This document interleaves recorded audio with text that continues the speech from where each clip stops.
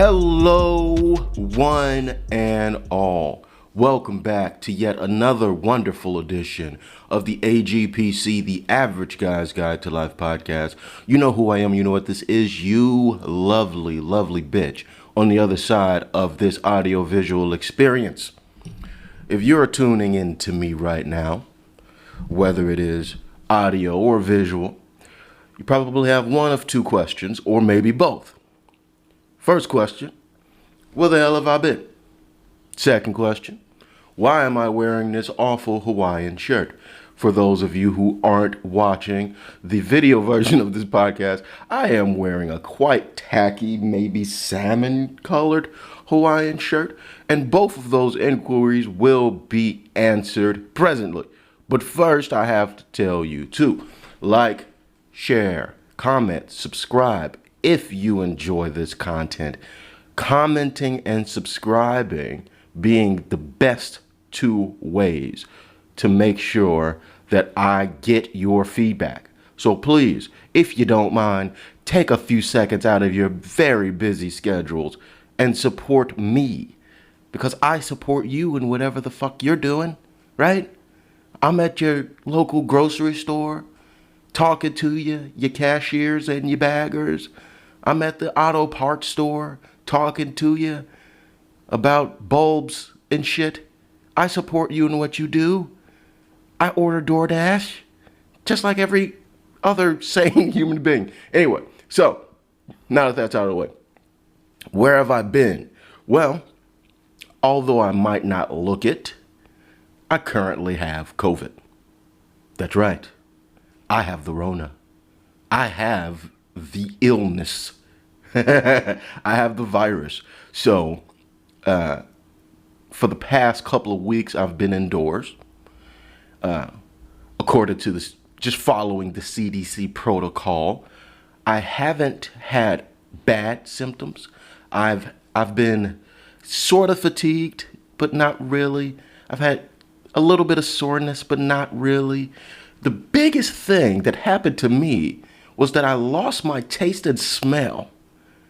And it was so strange.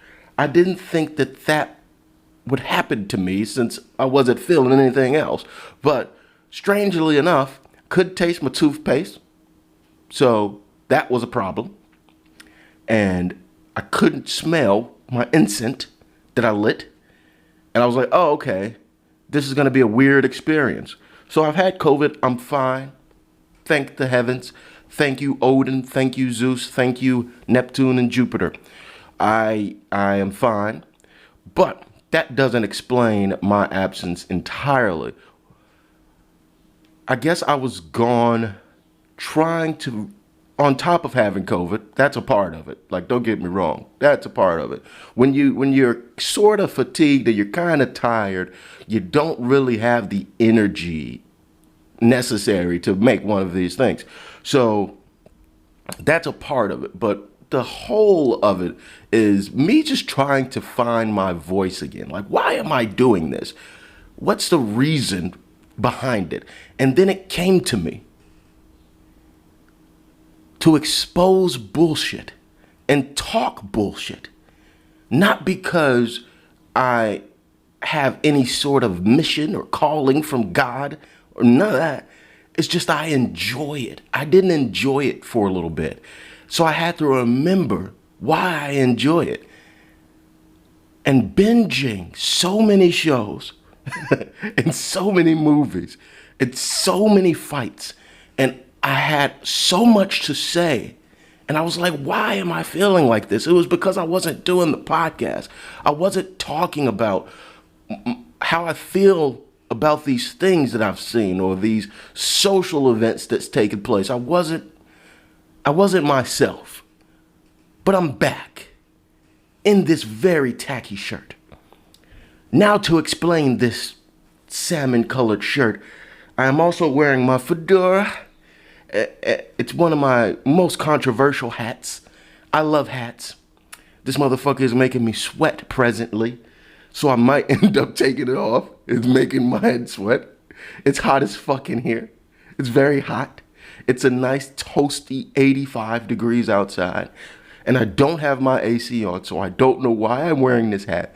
I don't have my AC on because it would make noise in the background and make this whole listening/viewing experience painful for you, and I don't want that. So I'm wearing this shirt because while I was out with COVID, I was not able to attend an event at my normal 9-to-5 job. They were having a luau party, and it was probably the first gathering of the company since COVID, and I'm new to the company relatively, been there for a few months, so I haven't been able to meet everyone or participate in anything like this, so I was looking forward to it. I actually bought not one, but 2 tacky Hawaiian shirts because I couldn't decide which one I liked better.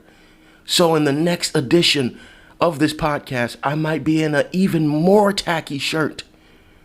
So I figured I'm not going to let it go to waste just because I missed the fucking party. I'm going to pretend I'm having a little luau with my fucking podcast listeners. And if you got a problem with that, then you got a problem with me. And if you got a problem with me, we could take this shit outside. But unfortunately, I'm not allowed to go outside because I might infect people. So you're going to have to wait just a few more days, then you meet me outside, motherfucker.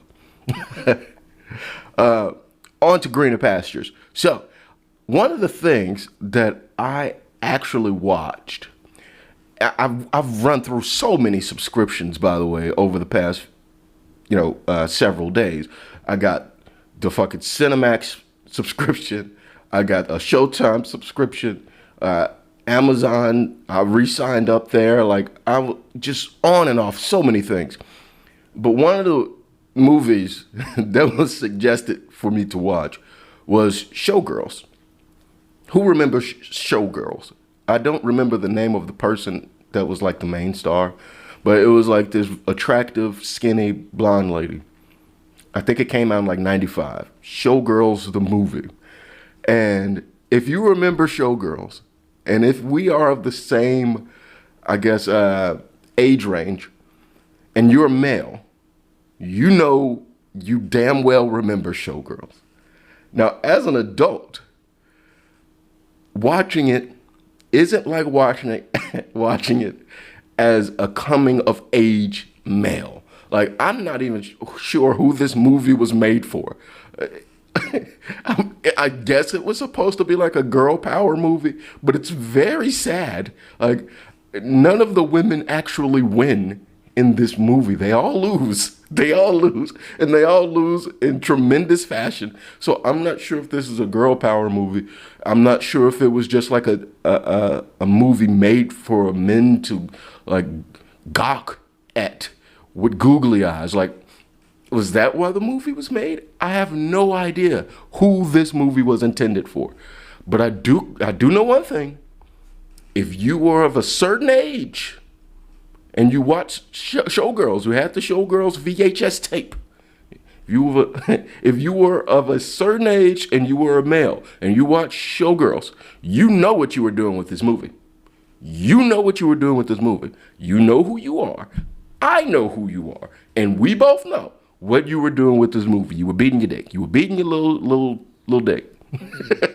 you were finding a nice quiet place, probably waiting for everyone to fall asleep. Sneaking. Probably taking the VCR, unplugging it from the front, taking it to your room, real quiet, maybe like 11:30 at night, wait till everybody's in bed. Real quiet, trying not to rustle. Making sure you don't step on that creak in the floor, that you know where that spot on the floor is. You don't want to hear that, you hear that, you're like, fuck. Did they hear me? Did they hear me? So you take the VCR, take the tape, take it in your room, and you fast forward to one of two scenes. You're going to get the lap dance scene, or you're going to get the pool sex scene. And if you were of a certain age, you thought this was how sex is. This is not how sex is.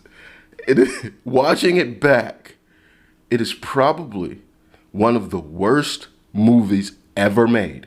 And I'm not just saying that because I don't know who this movie was made for. I'm saying this because the movie is objectively bad. When I was growing up, we didn't have the ready access to porn the way it is now. And I think I talked about this in a previous podcast, speaking on just the general access of porn and the evolution of it and how it came to be. Like, now it's free and now it's everywhere. But back in the day, it wasn't like that. If you wanted something to fap it to, you had to search. You had to be diligent. You had to look. And most of the time you were beating it to pictures or your imagination. You know, if you're one of those adventurous motherfuckers, beating your dick to your imagination, you fucking pioneer. Anyway, so Showgirls was one of those things where you're like, oh shit, I get a free pass. Thank the Lord, I get a free pass to beat my dick here.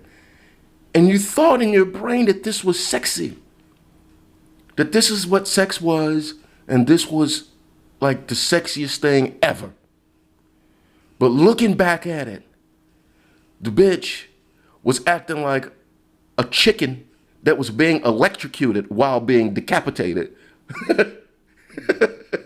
No normal person moves like this during sex. Just picture, right? If you've never seen this movie, for my female listeners, you probably never have. And for listeners of a certain age, you definitely haven't. It's quite an old movie, 1995. I didn't watch it when it first came out, by the way. I was still very young, single-digit age when it first came out. I watched it years later. But if you've never seen this movie, and you've never seen bad sex scenes, because now sex scenes, I find them unnecessary now that I've gotten older, and I don't need to beat my dick to them anymore. But sex scenes nowadays have gotten much more realistic looking, for the most part. For the most part, there are some bad ones out there. But back then, in this movie particularly, just visualize this. The female main lead actress in this movie, she would ride the dude, simulating sex. Supposedly, it's an attempt. That's the best I can call it. It's an attempt to simulate sex. And instead of doing the normal motion of up and down and grind and maybe, you know, normal look at you. You've had your dick ridden before. You rode a few dicks in your day. You get what I'm saying. This bitch, she would get on the man's lap and then proceed to act like she had no bones. It was like having sex with a squid. It's like you literally fucking the Kraken. You're fucking the Kraken. This lady. If she were doing that with me, just pretending her body was made of gelatin while we're fucking, I'm like, what are you doing? Like, what's going on here? Can you stop? Can you stop? Can we, like, no. Slow down. So no. My penis does not like this. My penis does not like this. It is not meant to bend that way. The result you're looking for is not this. It's going to cause it to not be as erect. Can you stop doing what you're doing? I'm going to throw you the fuck off of me, you crazy person. Stop it. You have bones, damn it. You have bones. Okay? Up and down, up and down, up and down. That's it. And if you can't handle that, stop. Lay the fuck down. I'll do it. I'll fucking do it. Because you're horrible at this. It's such a bad movie. Please, I beg of you, if you're an adult male now and you remember beating your little sad dick growing up watching this movie and thinking the same things I was thinking, go back, watch it now. You'll have a good laugh. One of my favorite scenes of the movie. It is a non-consequential scene. It means nothing. It's a throwaway scene. But there's the black guy, and you guys know which black guy I'm talking about if you've seen the movie. Kind of like a bird, like a really burnt bird with dreadlocks, you know, before dreadlocks were cool. And he's trying to court her, but also teach her his little dance and tell her that she's talented and all that shit. And then The dialogue exchanges in this movie is terrible. So he says, "I'm telling you the truth, bitch." Why he said that and why he said it like that, I don't know. Why the directors and the producers let this go to the final cut, I don't know. But I glad they did. I'm glad they did, because now it's free for the world to see. So please, refresh your memory, young men. And if you've never seen it, young women, go check out Showgirls. Get yourself a nice little laugh. But no laughing matter is all the fights that I've seen and that I haven't been able to comment on since my last fucking podcast. And there's been so much coverage of the fights and of the UFC since then. I'm not going to waste too much breath on it on this specific podcast. It would be repetitive. I am going to dedicate more of my time and maybe specific episodes to MMA and reviewing fights. Maybe even predicting fights before they even take place. So look forward to that in the future. I am a huge fight fan. For everyone that regularly listens to this program, you know that I love me some violence. Violence, are you not entertained, bitch? So I will be doing that in the future, but just a quick rundown of the things that I've seen up until this point. Kamaru Usman has my respect. He always had my respect because I know what it's like to get into a cage and fight somebody. And it's not easy. People look at it on the TV and they think, these are professional athletes. They're ready for this moment, but it's never easy. Every time you fight somebody, it's a challenge. You are challenging yourself. You are challenging not just the only person, but your own will, your own conditioning, your own preparation, your own self-doubt. All of this is a challenge. And your own, everyone that fights has my respect. But I wasn't a fan of Kamaru Usman, not because of his fight, but because of his character, I want to say. He's not a very good interview. He's not a very good promo. He's a very good fighter. In some of his fights, they've been categorized as boring, but they're not really. That's for the untrained eye. That's for the casuals. Some are objectively boring, like his first fight with Jorge Masvidal was okay. I'll give you that one. That one wasn't the most entertaining, but he does what he needs to do to win. Like his title victory against Tyron Woodley, some people would say that was boring because he just dominated him on the ground for most of the fight. He had success on the feet too, but most of the fight he was dominating him on the ground. People say that's boring. I'm like, no, he's dominating this man. This is an exciting, dominant performance.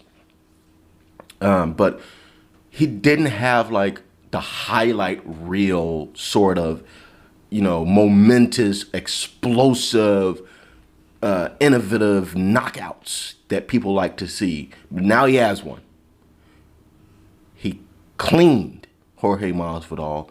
Beautiful punch. The setup with the straight right, I believe, and he sweeped the hand of Masvidal to clear that straight right.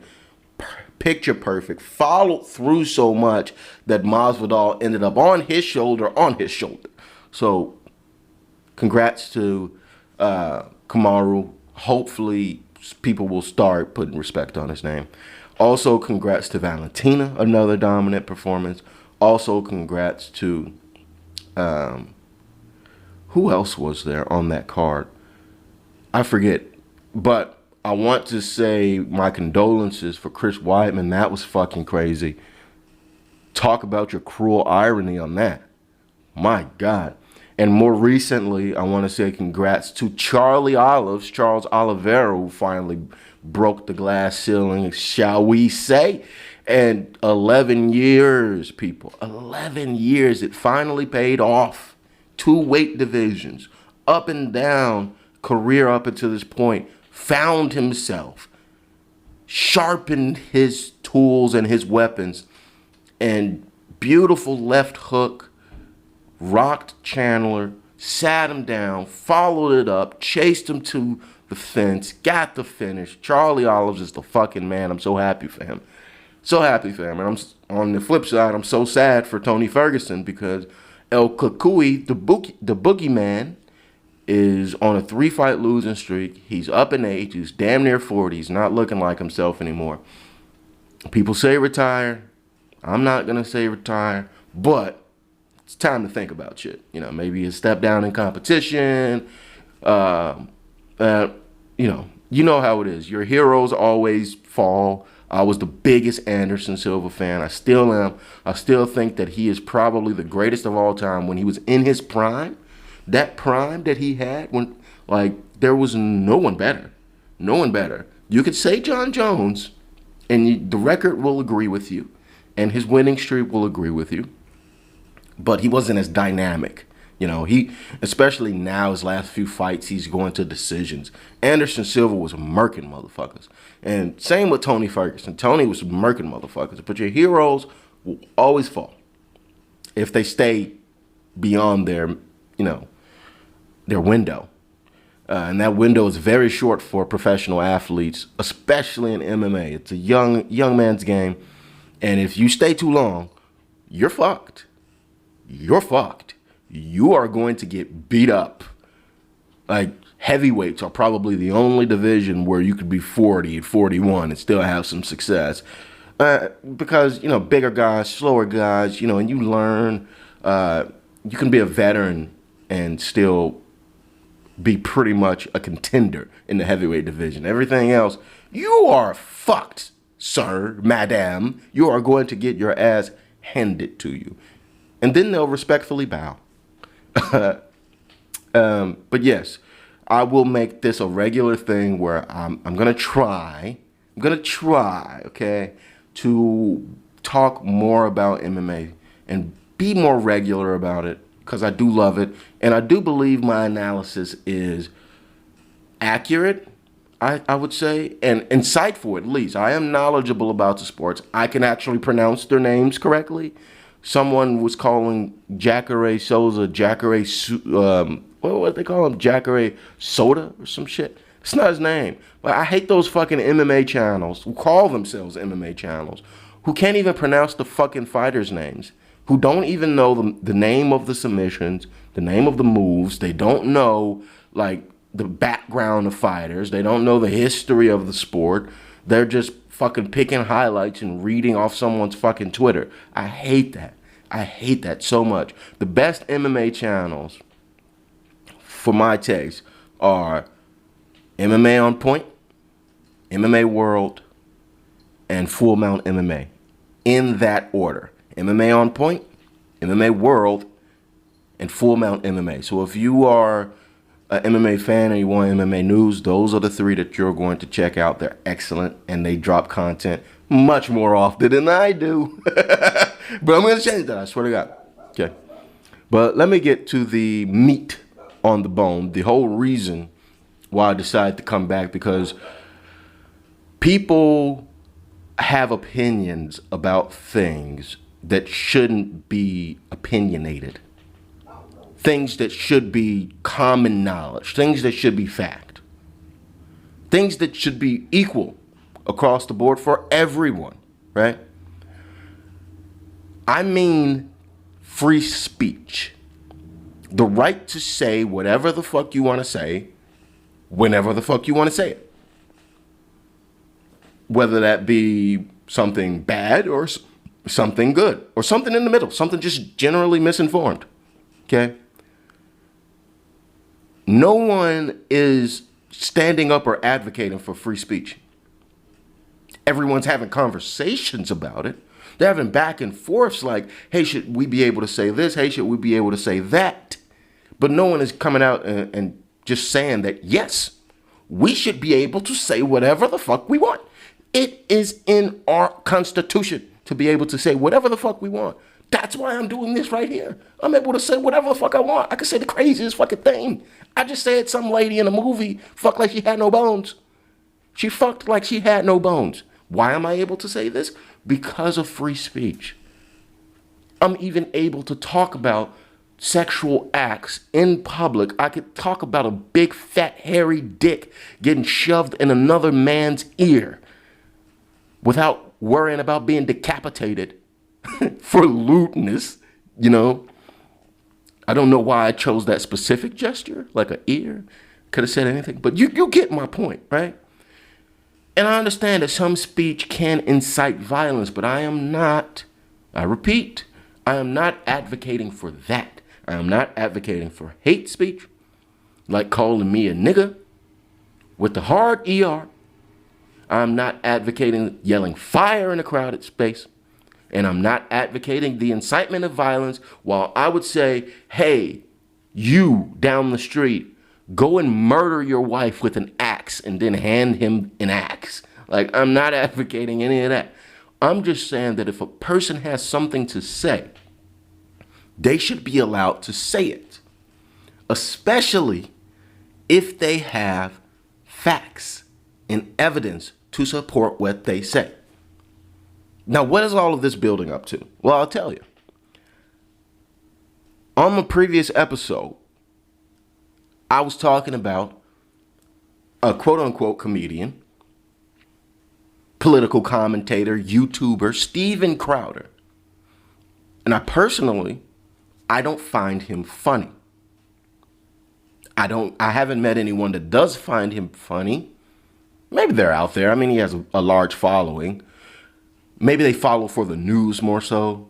But that's neither here nor there. I commented in my last video that he's not funny and he needs to change the format of his show. What I did not say was that he doesn't deserve to have a show. He doesn't deserve to have a voice. I didn't say that. I don't agree with a lot of the shit he says because he's a right-wing commentator.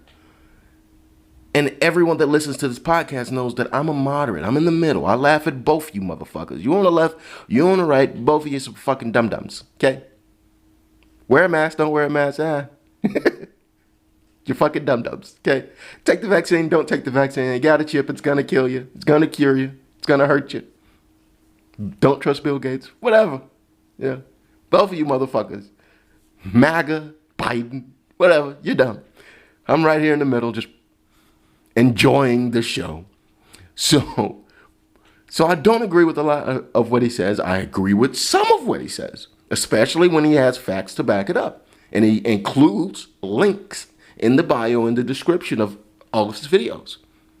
So you can read and fact check, right? So I like that part. There's a lot of stuff I don't like. I don't like the racial voices that he does because it's inaccurate. I don't sound like what he thinks a black man should sound like. But maybe he doesn't get out. Doesn't have enough black friends. Maybe the Hodge twins are his only two black friends. But yes, I agree with some. I disagree with some. But I want to hear it. He has the right to say it. Everyone has the right to say whatever the fuck they want as long as they aren't doing the things that I said. Okay? Everyone. You listening to this right now. You could start a podcast, call it the fucking Cuckoo's Nest, and get a bunch of guests from mental institutions that claim they've been abducted by aliens and molested by Bigfoot, and they know the cure for AIDS. Without any of this shit being fact-checked and knowing that it's probably bullshit, you should still be able to say it. And the fact that he's been deplatformed is a travesty. The fact that Alex Jones has been deplatformed is a travesty. It doesn't make sense. Like, are we abiding by the First Amendment, freedom of speech, or are we not? What's going on? Are we just allowing people that agree with the mainstream liberal narrative to have a voice? Or are we not? Because that's what's going on, if we're being honest. It's either you agree with the mainstream narrative and the tech organizations that hold these same principles, or do you not believe what we tell you to believe? And if you don't, we're going to deplatform you. We're going to kick you off YouTube. We're going to kick you off Twitter. That's bullshit, man. It's bullshit. Do I believe in equal rights? Yes, of course. I believe in equal rights. As I believe every American should. Equal rights for trans, equal rights for women, equal rights for the disenfranchised. I'm fucking black. Equal rights for the black people. Equal rights for everybody. If you are drawing breath in the United States of America, I believe in equal rights for you. Of course.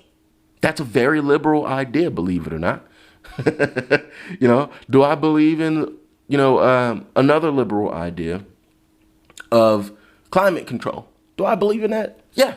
I believe that is science that we need to look into. I believe in a lot of liberal shit. I believe in a lot of conservative shit too. I'm right in the middle.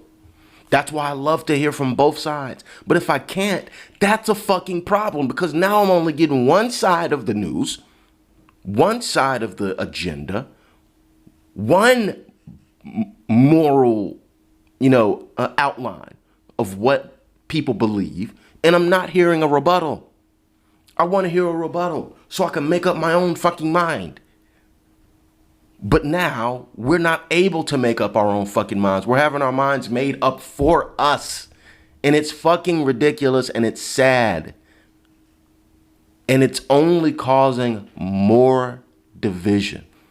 If you allow people to speak and converse with each other, left, right, whatever the fuck, just hold conversations. You make a point and you make a point. Let the people decide who's right and wrong. That's how it's always been. That's how it's always been. And I wish we could go back to that, because the divide is only getting wider because of things like this. You deplatform and you silence one voice. So therefore, everyone on that side of the fucking aisle is going to be like, this is some bullshit. Now I'm even more rah-rah for my guy and my people and my side, because we're obviously being silenced. It's true. They are. It's not even a secret anymore, Allow people to speak, man. Speak your fucking minds, people. Make a podcast along with the rest of the fucking world, okay? And please, if anyone of any sort of position is hearing this, which you're probably not. There's way too many of us out here talking in front of microphones these days. So, but if this does happen to find you, just fucking stop. Just fucking stop. Stop. Let people talk. These are just words. These are just fucking words. This is just words. Come on. Like, are we that? We don't have that much confidence in our people. Like, maybe we shouldn't. But are we that dumb to where we think everyone can be convinced so easily? I know there's a population of folks that can be persuaded, with just fucking feather. A feather and some Skittles, and you can go tell them to do whatever the fuck. But most of us allow us to, at least the common courtesy, to make up our own minds about shit. That's all. That's all, Because it's just words. Like, I was having a conversation with someone, I wouldn't say conversation, but it was an exchange where I said something and they thought it was rude and they got offended by that. And I was like, explain. Why did you get offended by it? It was like, it's a text message. So I felt it was rude because I didn't understand the inflection or the intent. And I'm like, yeah, text messages can be, hard to read. They can be misconstrued, They can add intent that's not there. But once I explained to the person that not only was the intent not there to harm, it was actually sarcasm. And I also explained to them that your sensitivity levels are not my sensitivity levels. And I'm not as easily offended or swayed by words. Then we came to an understanding. Simple back and forth. That's all it fucking takes. You fucking cunts. Anyway, remember, my people, subscribe and comment. Those are the best two things you can do for me. Please. I just want subscribers. Can I have some subscribers? All right, bye.